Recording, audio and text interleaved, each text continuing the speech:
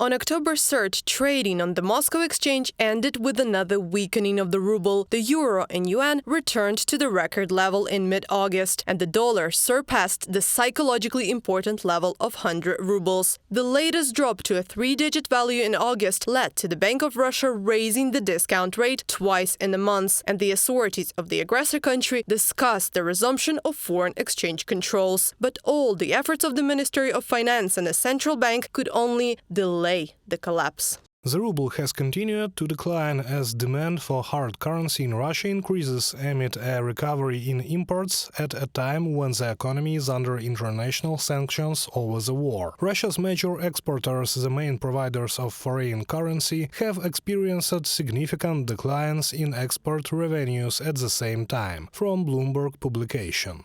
One of the reasons for the decline was the low demand for rubles. On the contrary, there are many people who want to buy dollars, but there's not enough American currency on the market. This is due to the fact that Russian exports are declining, and many transactions are carried out not in dollars, but in illiquid rupees, yuans, and dirhams. At the same time, federal budget spending, primarily on the war against Ukraine, is increasing. To continue financing the aggression, Moscow decided to print more rubles.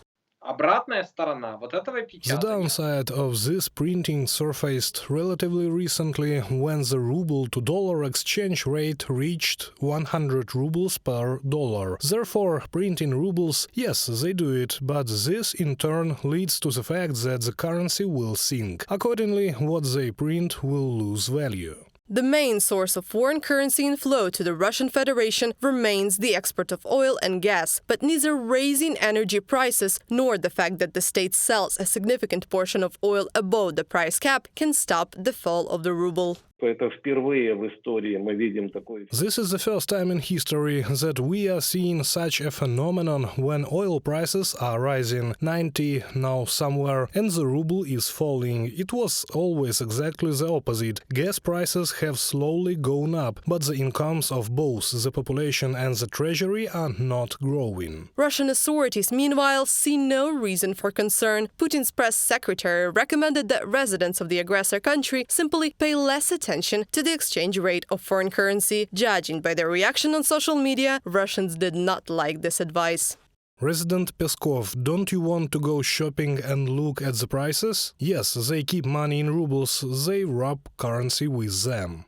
Inflation, devaluation, falling living standards. This economic pattern illustrates the situation in the country a few months later. Even though the nominal incomes of Russians remains the same and sometimes grow, the real well-being of the population falls. In other words, the amounts of wages and social payments are not reduced, but the number of goods, primarily imported, that can be bought for this money is reduced. These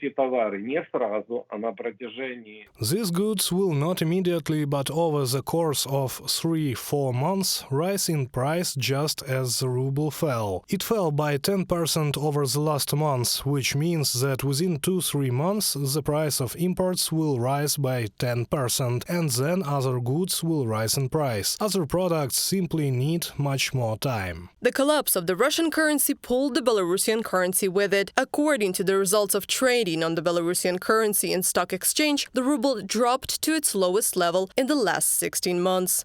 Reported by Anastasia Tarnavska, Valeria Nikipelova, UATV News.